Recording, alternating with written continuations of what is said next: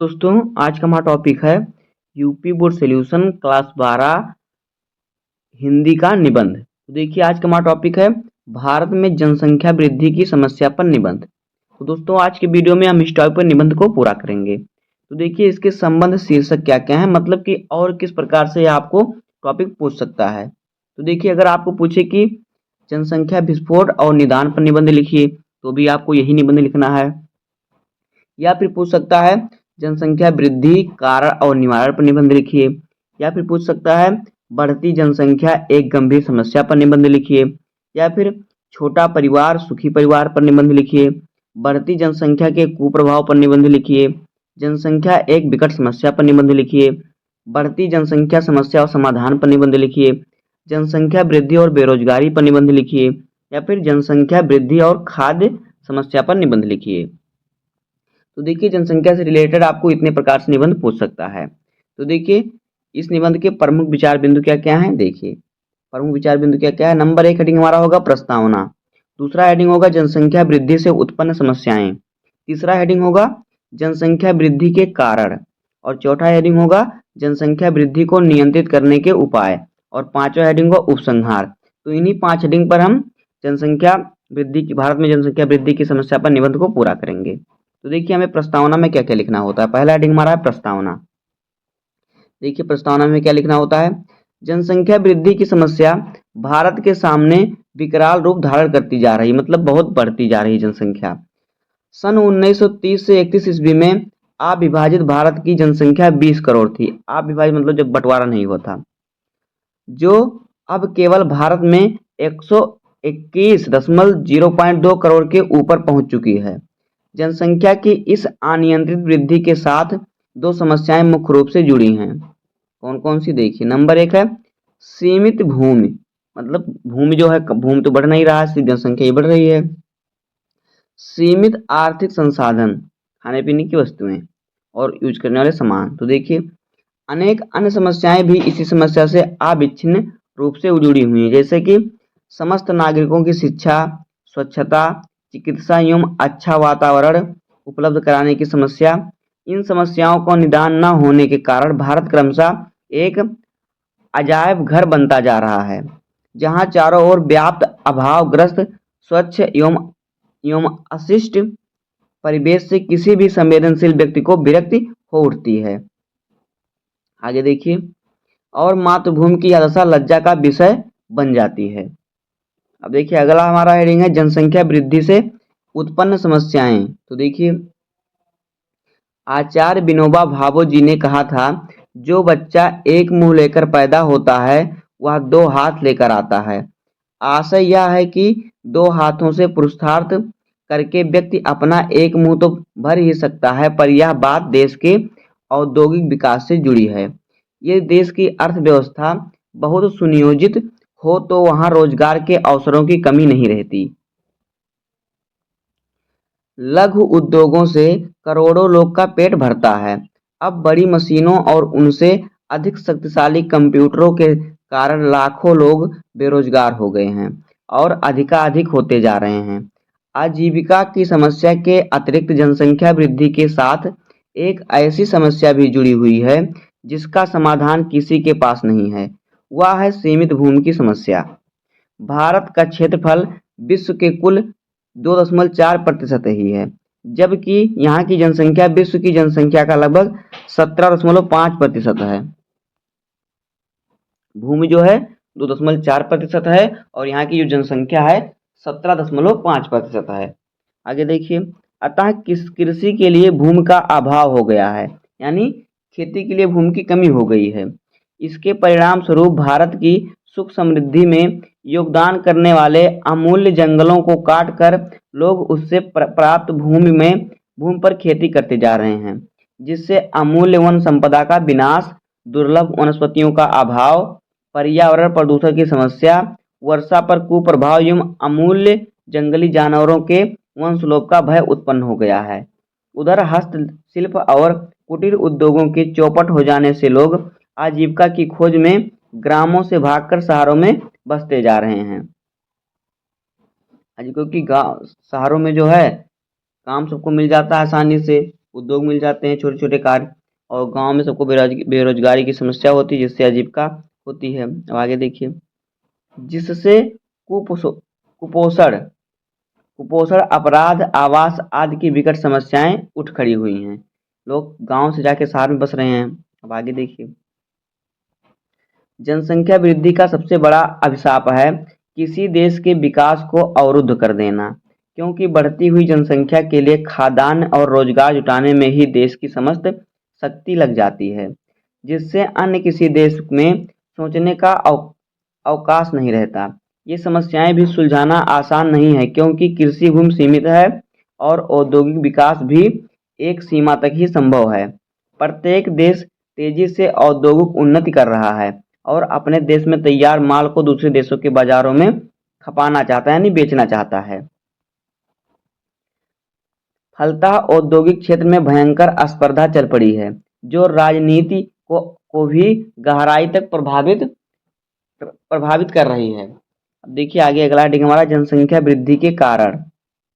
देखिए, प्राचीन भारत में आश्रम व्यवस्था द्वारा मनुष्य के व्यक्तिगत एवं सामाजिक जीवन को नियंत्रित कर व्यवस्थित किया गया था। 100 वर्ष की संभावित आयु का केवल चौथाई भाग 25 वर्ष ही गृहस्थ आश्रम के लिए था। व्यक्ति का शेष जीवन शारीरिक, मानसिक एवं आध्यात्मिक शक्तियों के लिए विकास तथा समाज सेवा में ही बीतता था।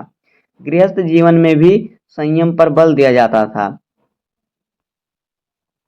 इस प्रकार प्राचीन भारत का जीवन मुख्यतः आध्यात्मिक और सामाजिक था, जिसमें व्यक्तिगत सुख भोग की गुंजाइश कम थी। आध्यात्मिक वातावरण की चतुर्दिक व्याप्ति के कारण लोगों की स्वाभाविक प्रवृत्ति ब्रह्मचर्य, संयम और सादे जीवन की ओर थी। फिर उस समय विशाल भूभाग में जंगल पैदा हुए थे, नगर कम थे। अधिकांश लोग ग्रामों या ऋषियों के आश्रम में रहते थे, जहाँ प्रकृति के निकट संपर्क में उनमें सात्विक भावों का संचार होता था। आगे देखिए, आज परिस्थिति उल्टी है। आश्रम व्यवस्था के नष्ट हो जाने के कारण लोग युवा अवस्था से लेकर मृत्यु उपरांत गृहस्थ ही बने रहते हैं, यानी गृहस्थ जीवन ही जीते रहते हैं, जिससे संतान उत्पन्न में निरंतर वृद्धि होती रहती है। संतान की उत्पत्ति में निरंतर वृद्धि होती रहती है। लोग घर पे रहते हैं, घर का ही काम करते हैं, जिससे लोगों को संतान उत्पत्ति करते रहते हैं। दूसरे, हिंदू धर्म में पुत्र प्राप्ति को मोक्ष या मुक्ति का सहायक माना गया। हिंदू धर्म में माना जाता है कि अगर पुत्र होगा, पुत्र ही पिता के मरने के बाद उसकी चिता को आग लगाएगा, तभी पिता को शांति मिलेगी। तो इसलिए लोग पुत्र के लिए बच्चे को जन्म देते रहते हैं। अगर बेटी होती, जब पुत्र जन्म होता, उसके इंतजार में बच्चे को पैदा करते रहते हैं। इसलिए पुत्र न होने पर संतान उत्पत्ति का क्रम जारी रहता है तथा अनेक पुत्रियों का जन्म हो जाता है। आगे देखिए, ग्रामों में कृषि योग्य भूमि सीमित है। सरकार द्वारा भारी उद्योगों को बढ़ावा दिए जाने से हस्तशिल्प और कुटीर उद्योग चौपट हो गए हैं, जिससे गांवों का आर्थिक ढांचा लड़खड़ा गया है। इस प्रकार सरकार द्वारा गांवों की लगातार उपेक्षा के कारण वहां विकास के अवसर अनुपलब्ध होते जा रहे हैं, जिससे ग्रामीण युवक नगरों की ओर भाग रहे हैं, जिससे ग्राम प्रधान भारत शहरीकरण का कारण बनता जा रहा है। उधर शहरों में स्वस्थ मनोरंजन के साधन स्वल्प होने से अपेक्षाकृत संपन्न वर्ग को प्रायः सिनेमा या दूरदर्शन पर ही निर्भर रहना पड़ता है, जो कृत्रिम पाश्चात्य जीवन पद्धति का प्रचार कर वासनाओं को उभारता है। दूसरी ओर अपर्याप्त आय वालों को ये साधन भी उपलब्ध न होने से प्रायः स्त्री संग को ही दिल बहलाव का एकमात्र साधन मान लेते हैं, जिससे उनके संतान बहुत होती हैं। उन्हें कोई काम नहीं मिलता, टेंशन में रहते हैं, तो स्त्री को उसका साधन मान लेते हैं कि इसके संग रहेंगे तो हमारा दिल बहला रहेगा, जिससे संतान की उत्पत्ति होते रहते हैं। अब आगे देखिए, आंकड़े सिद्ध करते हैं कि उन्नत जीवन स्तर वालों की अपेक्षा उच्च स्तर वालों की अपेक्षा निम्न स्तर वाले की संतानें कहीं अधिक होती हैं। इसके अतिरिक्त बाल विवाह, गर्म जलवायु, रूढ़वादिता, चिकित्सा सुविधाओं के कारण मृत्यु दर में कमी आदि की भी जनसंख्या वृद्धि की समस्या का विस्फोटक बनने में सहायक है। अब आगे देखिए, अगला हेडिंग है जनसंख्या वृद्धि को नियंत्रण करने के उपाय। तो देखिए, जनसंख्या वृद्धि को नियंत्रित करने का सबसे स्वाभाविक और कारगर उपाय तो संयम या ब्रह्मचर्य ही है। इससे नर नारी, समाज और देश सभी का कल्याण है। किंतु वर्तमान भौतिकवादी युग में जहां अर्थ और काम ही जीवन का लक्ष्य बन गए हैं, वहां ब्रह्मचर्य पालन आकाश कुसुम हो गया है। फिर सिनेमा, पत्र पत्रिकाएं, दूरदर्शन आदि प्रचार के माध्यम से भी वासना को उद्दीपित करके पैसा कमाने में लगे हैं। उधर अशिक्षा और बेरोजगारी इसे हवा दे रही है। आगे देखिए, फलतः सबसे पहले आवश्यकता यह है कि भारत अपने प्राचीन स्वरूप को पहचान कर अपनी प्राचीन संस्कृति को उज्जीवित करे। प्राचीन भारतीय संस्कृति जो अध्यात्म प्रधान है के उज्जीवन के लोगों में संयम की ओर स्वाभाविक प्रवृत्ति बढ़ेगी, जिससे नैतिकता को बल मिलेगा और समाज में विकराल रूप धारण करती आपराधिक प्रवृत्तियों पर स्वाभाविक अंकुश लगेगा। क्योंकि कितनी ही व्यतिरिक्त पारिवारिक, सामाजिक एवं राष्ट्रीय समस्याएं व्यक्ति के चरित्रोन्नयन से हल हो सकती हैं। भारतीय संस्कृति के पुनरुत्थान के लिए अंग्रेजी की शिक्षा को बहुत सीमित करके संस्कृत और भारतीय भाषाओं के अध्ययन अध्यापन पर विशेष बल देना होगा। इसके अतिरिक्त पश्चिमी देशों की होड़ में सम्मिलित होने का मोह त्याग कर अपने देश उद्योग धंधों, हस्तशिल्प आदि को पुनः जीवनदान देना होगा। भारी उद्योग उन्हीं देशों के लिए उपयोगी है जिनकी जनसंख्या बहुत कम है। अब देखिए, अतः कम हाथों से अधिक उत्पादन के लिए भारी उद्योग की स्थापना की जाती है। भारत जैसे विपुल जनसंख्या वाले देश में लघु कुटीर उद्योग के प्रोत्साहन की आवश्यकता है, जिससे अधिकाधिक लोगों को रोजगार मिल सके और हाथ के कारीगर को अपनी प्रतिभा का प्रगटीकरण एवं विकास का अवसर मिल सके, जिसके लिए भारत किसी समय विश्वविख्यात था।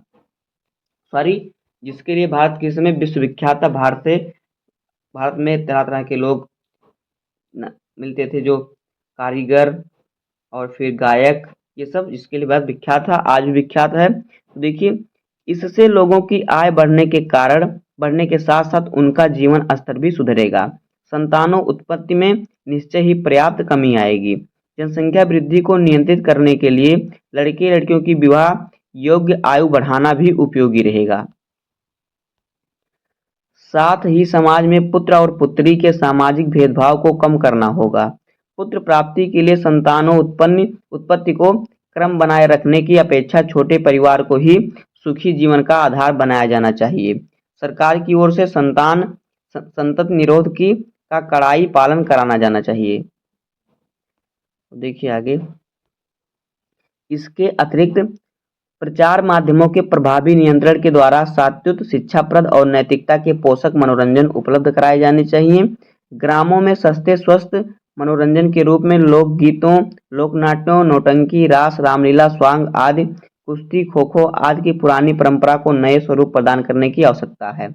साथ ही जनसंख्या वृद्धि के दुष्परिणामों से भी ग्रामीण और अशिक्षित जनता को भलीभांति अवगत कराया जाना चाहिए। जहां तक परिवार नियोजन के कृत्रिम उपायों के अवलंबन का प्रश्न है, उनका भी सीमित उपयोग किया जा सकता है। वर्तमान युग में जनसंख्या की अति त्वरित वृद्धि पर तत्काल प्रभावी नियंत्रण के लिए गर्भ निरोधक औषधियों एवं उपकरणों का प्रयोग आवश्यक हो गया है। परिवार नियोजन में देसी जड़ी बूटियों के उपयोग पर भी अनुसंधान चल रहा है।